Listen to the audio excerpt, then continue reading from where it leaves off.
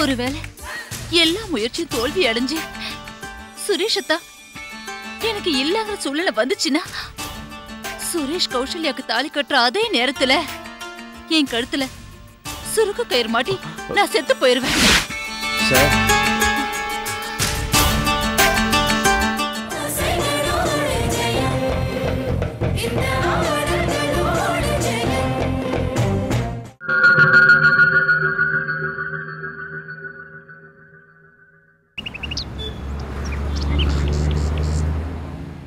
பத்மா ஸ்ரீவத்சனை திரும்பவும் ஆஃபீஸ் கூட்டிட்டு வரணும்னு தீர்மானிச்சிட்டா. அவனை இங்கே கொண்டு வந்துட்டு மறுபடியும் எல்லா பொறுப்பையும் ஸ்ரீவத்சனை ஏற்றுக்க வச்சு உங்களை டம்மியாக்க போறா. அப்புறம் நீங்கள் பல்லு பிடுங்கின பாம்பாட்டம் இந்த கம்பெனியில் ஏதாவது மூலையில் நீங்கள் உட்காந்து தேய்ச்சிட்டு இருக்க வேண்டியதுதான்.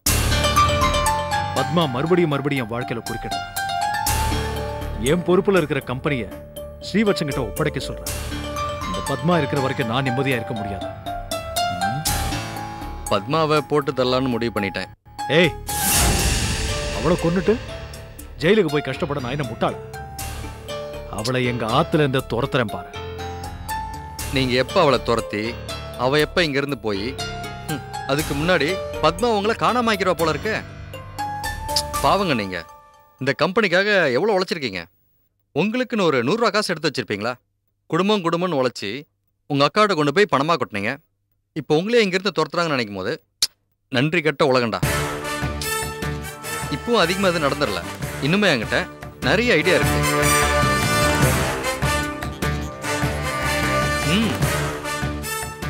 இதை பாருங்க, பத்மா ஒரு முடிவு எடுத்துட்டானா அதில் ஜெயிச்சே தீருவா. இது வரைக்கும் அப்படிதான் ஜெயிச்சிருக்கா.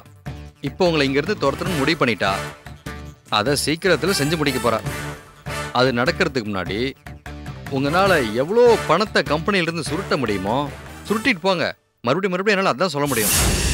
இதை பாருங்க, பத்மா உங்களை இங்கேருந்து அனுப்பின பிறகு இந்த கம்பெனிக்கு போட்டியா புதுசாக நீங்கள் ஒரு கம்பெனி ஆரம்பிக்கிறதுக்கு உங்களுக்கு இந்த பணம் உதவும்ல?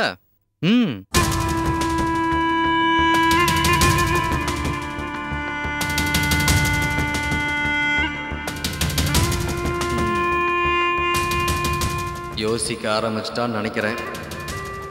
நாளையிலிருந்து கம்பெனி பணத்தில் கை வச்சிருவான். அவன் எடுக்கிற பணத்தில் 10% கமிஷன் வாங்கிடணும். தோராயமாக 50 லட்சத்துக்கு 10% எவ்வளோ வரும்? சரி கோதாண்டம், உனக்கு சுக்கர திசை ஆரம்பிச்சிருச்சு.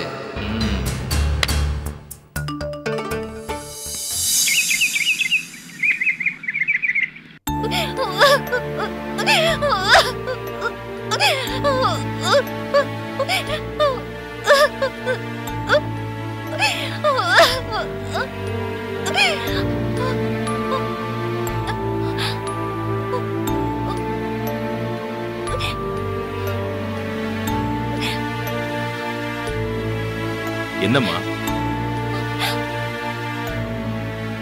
எழுதுகிட்டு இருந்தா உன் உடம்பு என்னத்துக்காகும்? சுரேஷ் தன்னை கல்யாணம் பண்ணி வைக்கிறேன்னு நேத்து வரைக்கும் சொல்லிட்டு இப்ப இப்படி என்ன ஏமாத்திட்டீங்களே. நான் என்னம்மா பண்றது? நானும் எப்படியோ முயற்சி பண்ணி பார்த்தேன். ஆனா அந்த சுரேஷ் பிடிவாதமா மறுத்துட்டான். கௌசல்யா அவனை மயக்கிட்டா. அவன் அவளை கட்டியே தீருவன்னு பிடிவாதமா நின்று நினைச்சதை சாதிச்சிட்டான். ஏமாற்றம் உனக்கு மட்டும் இல்லம்மா, எனக்கும் தான். நீங்க என்னதான் சமாதானம் சொன்னாலும் சுரேஷ் அத்தனை என்னால மறக்க முடியாதுப்பா. இங்க பாருங்கப்பா, அவருக்கும் கௌசல்யாக்கும் இனிமேதான் கல்யாணம் நடக்க போகுது. ஆனா என் மனசெலவுல அவர் கூட நான் குடும்பம் நடத்தி புள்ளையே பெத்துக்கிட்டேன்ப்பா. என்னோட கற்பனை குடும்பம் களைஞ்சு போக நான் அனுமதிக்க மாட்டேன்ப்பா. எனக்கு சுரேஷ் வேணும், எனக்கு சுரேஷ் வேணும்பா. என்ன சார், உங்க பொண்ணு சுரேஷ்க்கும் கௌசல்யாக்கும் கல்யாணம் நடக்க போறதுனால ரொம்ப கோவமா இருக்காங்க போல இருக்கு. அட போயா, நீ எல்லாம் ஒரு ஆளுன்னு கௌசல்யா சுரேஷ் கல்யாணத்தை நிறுத்த உன்னை நம்பணும் பாரு. என்ன சொல்லணும்? நீ எதையாவது செஞ்சு இந்த கல்யாணத்தை நிறுத்துவேன்னு நினைச்சேன். ஆனா இப்படி கோட்டை விட்டுட்டு வந்து நிக்கிறிய. இப்போ யாரோட இழப்பு பெருசுன்னு பேசுறதுல எந்தவித பிரயோஜனமும் இல்லை. நம்ம எல்லாருடைய புது பிரச்சனையும் இந்த சுரேஷ் கௌசல்யா கல்யாணத்தை தடுத்து நிறுத்துறது தான். அதை மையப்படுத்தி தான் நம்ம காயை நகர்த்தணும். நம்ம எல்லாருமே நம்ம கோப தாவங்கள்லாம் மூட்டை கட்டி வச்சுட்டு இந்த சுரேஷ் கௌசல்யா கல்யாணத்தை எப்படி தடுத்து நிறுத்தணும்னு உட்கார்ந்து நல்லா யோசிச்சு ஒரு முடிவு எடுக்கணும். நீங்க இந்த கல்யாணத்தை எப்படியாவது நிறுத்திடுங்க. சுரேஷத்தை எனக்கு வேணும். அவர் எனக்கு கிடைச்சிட்டாருன்னா நீங்க எவ்வளவு பணம் கேட்டாலும் எங்க அப்பா உங்களுக்கு கண்டிப்பா தருவாரு. தைரியமா இருமா. உனக்கும் சுரேஷ்க்கும் டெஃபினட்டா கல்யாணம் நடக்கும். அதுக்கு நான் பொறுப்பு. போதுமா? ஒருவேளை எல்லா முயற்சியும் தோல்வி அடைஞ்சு சுரேஷத்தா எனக்கு இல்லாத சூழ்நிலை வந்துச்சுன்னா சுரேஷ் கௌசல்யாக்கு தாலி கட்டுற அதே நேரத்துல என் கழுத்துல சுருக்கு கயிறு மாட்டி நான் செத்து போயிருவேன். சார்,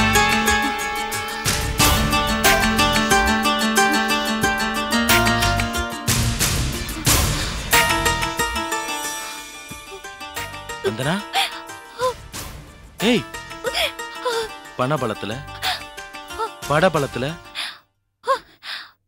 இந்த சொக்கலிக்க தடிக்க யார் இருக்கா? என்ன வார்த்தை சொல்லிட்ட மணி? நான் உனக்கு எல்லாமே பண்ணி தரப்பா. இப்போ தூக்கல இருக்குமா உனக்கு? நான் இருக்கேன்.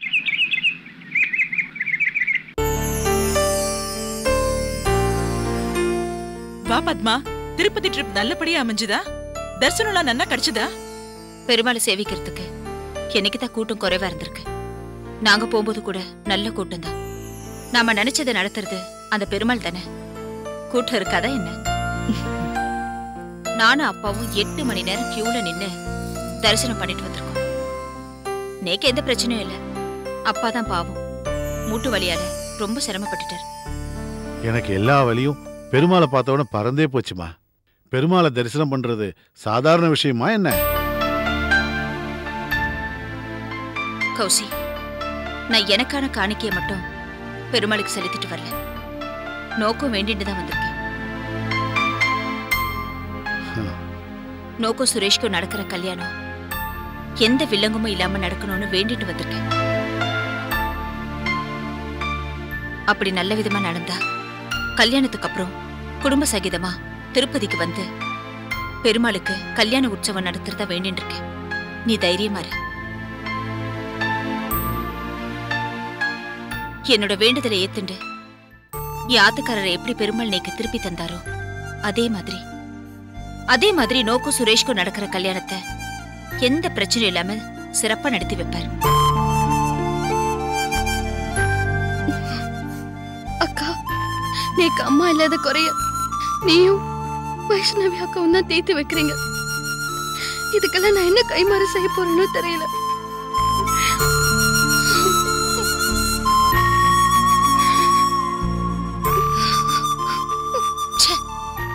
என்னடி இது? வேத்து மனுஷால்கிட்ட பேசுற மாதிரி பேசுற? ஐயோ, நீங்க 2 பேரும் இப்படியே பேசிட்டு இருந்தீங்கன்னா நான் எப்போ லட்டு சாப்பிடுறது? அக்கா, நீக்கு லட்டு கொடுக்கா. தரேன்டி. ஏன் இப்படி பறக்குற? அக்கா, கௌஷி அக்காக்காக உருகி உருகி வேண்டின்னு வந்தியே, எனக்காக என்ன வேண்டின்னு வந்த? வேற என்ன வேண்டின்னு இருப்பா?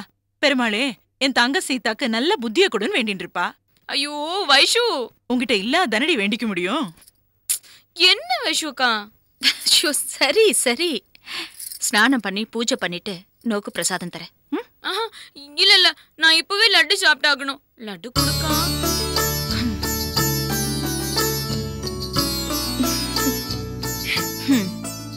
வைஷுக்கா, பிரசாதத்தை நீ எடுத்துக்கொடு.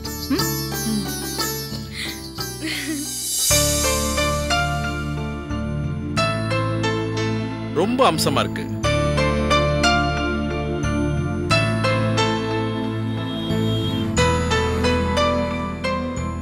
இதெல்லாம் கௌசிக்கு ரொம்ப அம்சமா இருக்கும்.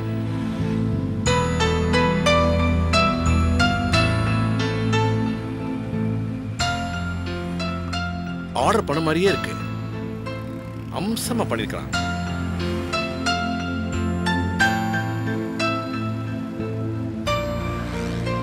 பரவாயில்ல, கல்யாண நகைகள் நம்ம ஆசைப்பட்ட மாதிரியே ரொம்ப அம்சமா வந்திருக்கு.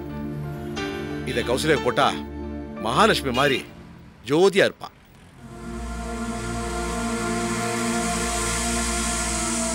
அப்பா, என்னப்பா எங்க 2 பேரையும் அவசரமா போன் பண்ணி வர சொன்னீங்க? என்ன விஷயம்? அது கௌசிக்கு நேத்து நகையெல்லாம் எடுத்து வந்தம்மா. அத உங்ககிட்ட காமிக்கலான்னு வர சொன்னேன். பாஸ்கர் கிட்ட கல்யாண ஏற்பாடுகள் விஷயமா பேசணும்னு சொன்னேன். அதனாலதான் முக்கியமா வர சொன்னேன். இது பாருப்பா, இதுதான் நான் கௌசல்யாக்கு எடுத்த நகைகள். மொத்தம் 6.5 லட்சம் ரூபாய் ஆச்சு.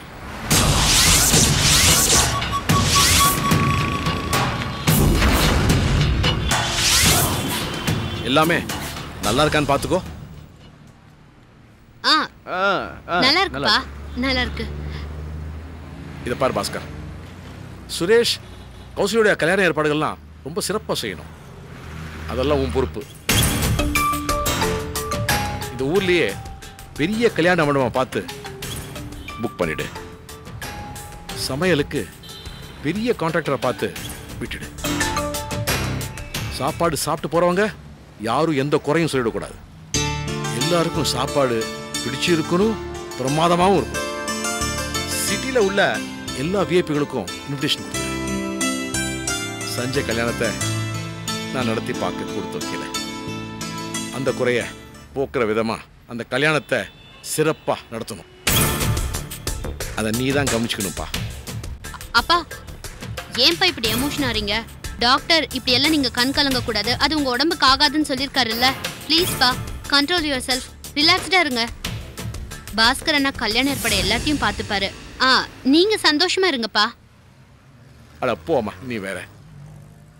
கௌசல்யாவுக்கு கல்யாணம் நடக்காதா, அவளுக்கு ஒரு வாழ்க்கை அமையாதான்னு நான் எத்தனையோ நாள் தனிமையில அழுதுருக்கிறேன். என் கண்ணீரை துடைக்கிற விதமா கௌசல்யாவுக்கு கல்யாணம் நடக்க போகுது. கௌசல்யாவுக்கு கல்யாணம் நடக்க போற விஷயம் எனக்கு எவ்வளவு சந்தோஷத்தை கொடுக்குது தெரியுமா? இந்த சந்தோஷத்திலேயே நான் செத்தா கூட பரவாயில்லம்மா. சரி பாஸ்கர், இந்த நகைகள் எல்லாத்தையும் நான் கௌசல்யா வீட்டில் கொண்டு போய் கொடுத்து வந்துடுறேன். சரிங்கப்பா. வரட்டுமா? என்னென்ன இது? ராஜரத்னம் கௌசி சுரேஷோட கல்யாணத்துக்கு எவ்வளவு பிரம்மாண்டமான ஏற்பாடுலாம் பண்ணிட்டு இருக்காரு.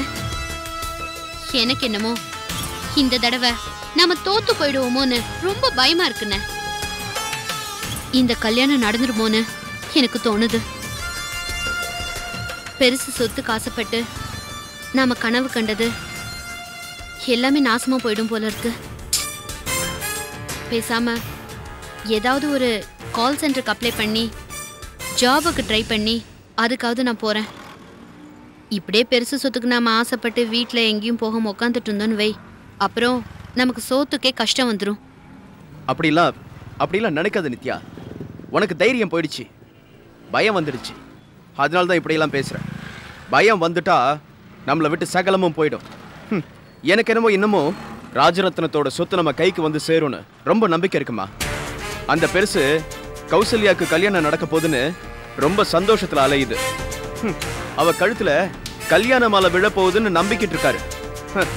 ஆனா அவ செத்து அவ பிணத்துக்கு தான் அந்த மாலை விழப்போகுதுன்னு அவருக்கு தெரியாது. அவ கழுத்துல விழப்போறது கல்யாண மாலை இல்லம்மா, கடைசி மாலை.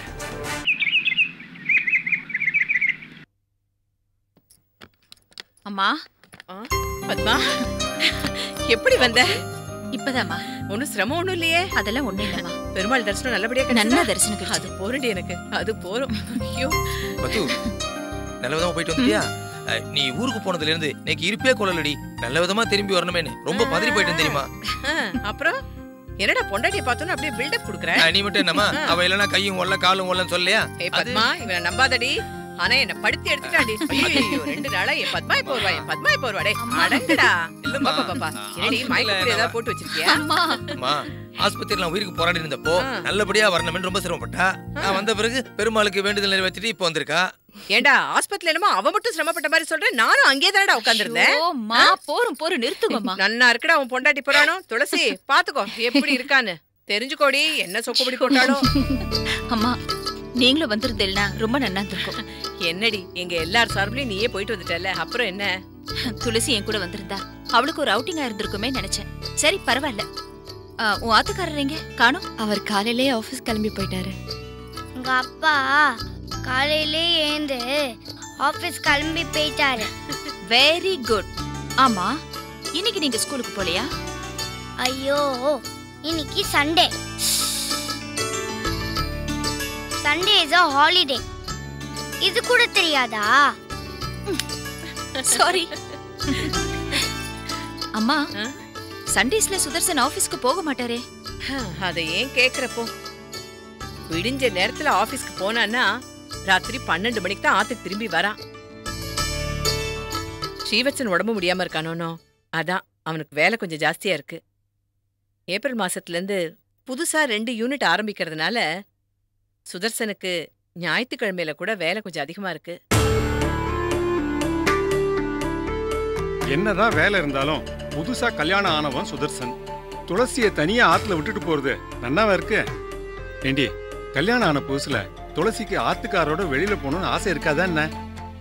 துளசிய சுதர்சன் மாமா வெளியே அழிச்சுட்டு போறதுக்காக மட்டும் இல்ல, இப்பதான் துளசிய ஆத்துக்காரமா சேர்ந்து இந்த கம்பெனிய ஒரு ஒழுங்கு பண்ணிருக்காங்க. சுதர்சன் மாமா போய் அதை குழப்பாம இருக்கணுமே.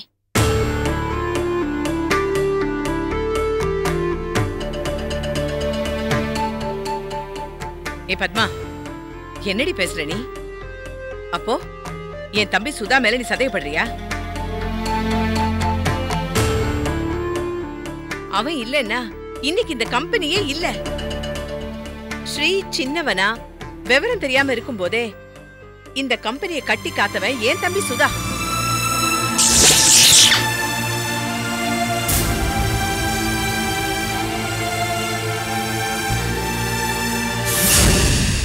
அவன் மேல நோக்கு நம்பிக்கை இல்லாம இப்படி பேசுறியா?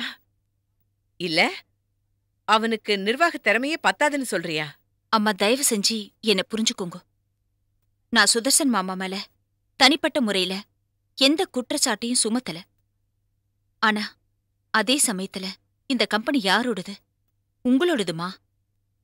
இதுல ஆத்துக்காரர் நிர்வாகம் பண்றச்ச ஏற்கனவே நடந்த ஊழலை கண்டுபிடிச்சு கம்பெனி நிதிய அதிகப்படுத்திருக்கார். இப்போ திடீர்னு உடம்பு முடியாம போய் தடங்கள் ஆயிடுத்து. சுதர்சன் மாமா ஆபீஸ்க்கு போறார். அதுக்காக அவர்தான் எல்லாமே பாத்துக்கிறாரேன்னு இவர் தேமேன்னு வீட்ல உட்காந்து டிவி பார்த்துட்டு இருந்தார்னா கம்பெனி டச் இவருக்கு விட்டு போயிடாதா? அதான் சுதர்சன் மாமா எடுக்கிற எல்லா முடிவுகள்லையும் இவர் தலையிடலனாலும் அட்லீஸ்ட் முக்கியமான முடிவுகள் என்ன ஏதுன்னு கேட்டு தெரிஞ்சுக்கலாம் இல்லையா? அது கம்பெனிக்கும் நல்லது, இவருக்கும் நல்லது, நம்ம எல்லாரோட எதிர்காலத்துக்கும் நல்லது.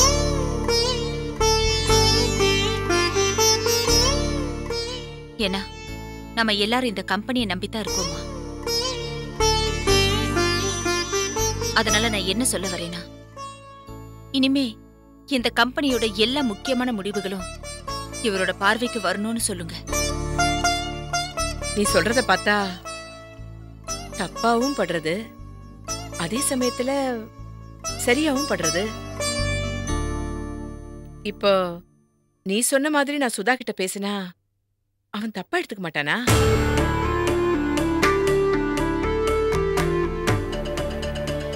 பத்மா, நீ செத்த கொஞ்சம் பாத்துக்கோமா, கிளப்ல எனக்கு வேலை இருக்கு. அம்மா, இதுல தப்பா எடுத்துக்க என்னமா இருக்கு? பத்மா நம்ம நல்லதுக்கு தானே சொல்றா. நாம நல்லா இருக்கணும், கம்பெனி நல்லா இருக்கணும் தானே சொல்றா. அம்மா, கம்பெனியோட பெரிய பெரிய முடிவுகள் எடுக்கும்போது ஒருத்தரோட ஒருத்தர் கலந்து எடுக்கிறது தானே நல்லது. அம்மா, ஸ்ரீவத்சனை கன்சல்ட் பண்றதுல என்னம்மா தப்பு இருக்கு? துளசி, எங்க உன் ஆத்துக்காரரை பத்தி நான் இப்படி எல்லாம் பேசினதோ நீ தப்பா நினைச்சிருவியோன்னு நான் பயந்தேன். ஆனா நல்ல வேளை, இந்த விஷயத்துல நீ என்ன கரெக்டா புரிஞ்சுட்ட. ரொம்ப தேங்க்ஸ் துளசி. ச்சே பத்மா, நீ எந்த முடிவு எடுத்தாலும் கரெக்டா தான் எடுப்ப. நான் என்னைக்குமே உனக்கு பக்க பலமா இருப்பேன். தேங்க்ஸ். சரி சரி, கொஞ்சம் அதெல்லாம் போறோம். என்னடா பாத்துட்டு இருக்க? போய் உன் வேலையை பாரு. பொட்டியெல்லாம் கொண்டு போய் உள்ள வை. எல்லாம் சொல்லுவேன். போ கிருஷ்ணா, நீ போ போ போ. நீ என்ன பாத்துட்டு இருக்க? கிச்சன்ல போட்டது போட்டபடி இருக்கும், என்னன்னு போய் பாரு. சரி வா. ஏ பத்மா, இங்க வா.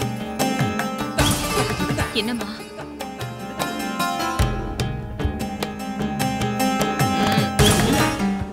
திருப்பதியில இருந்து பெருசா லட்டு வாங்கிட்டு வந்திருக்கியா? ஏடி சிரிக்கிற? சொல்லிடி வாங்கிட்டு வந்திருக்கே இல்லையா? பெரிய பெரிய லட்டா வாங்கிட்டு வந்திருக்கேன். Thank you டி. Thank you. ஆனா நீங்க சாப்பிடக்கூடாது, ஏன்னா உங்களுக்கு சக்கரை வியாதி. பத்து பத்து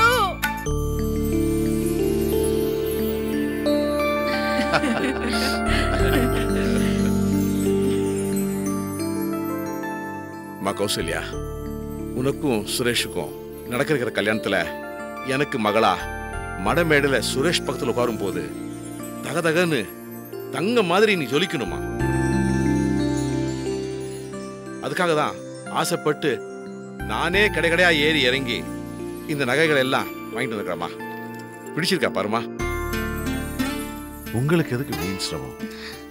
இந்த நகையெல்லாம் பார்த்தா விலை ஜாஸ்தி இருக்கும் போல இருக்கே. இவ்வளவு பணத்தை கொடுத்து எதுக்காக வாங்கணும்? என் சொத்து பூராவும் கௌசல்யா தான் அனுபவிக்க போறா. நகை வாங்கி கொடுக்கறதா பெருசு? மாமா, நகை எல்லாம் ரொம்ப நன்னா இருக்கு. ஆனா நகை வாங்கினதுதான் வாங்கினேள், எல்லாத்துலயும் ஒன்னொன்னா வாங்கிருக்கேளே. ஒவ்வொரு ஜோடியா வாங்கிருக்கலாமோ? ஒன்னும் நீக்கும் கௌஷி அக்காவுக்குமா சேர்த்து. அதுக்கு என்ன, உனக்கு வேணும்னா தனியா வாங்கி கொடுத்துறேன். சீதா ஏதோ விளையாட்டுக்கு பேசுறா, நீங்க அதை தப்பா நினைச்சுக்காதீங்க. நாங்கெல்லாம் ரொம்ப நன்னா இருக்கு. ஒரு பொம்மநாட்டி கடைக்கு போய் செலக்ட் பண்ணிதா கூட இவ்ளோ நன்னா செலக்ட் பண்ணி வாங்கி வந்திருக்க முடியாது. நீங்க அந்த அளவுக்கு அழகா வாங்கி வந்திருக்கீங்க. ரொம்ப நன்னா இருக்கு. மாமா, நீங்க இன்னைக்கு ஆசையா நகை வாங்கிட்டு வந்திருக்கேள், ரொம்ப நன்றி. ஆனா நான் சொல்றத கேட்டு என் மேல வருத்தப்படக்கூடாது.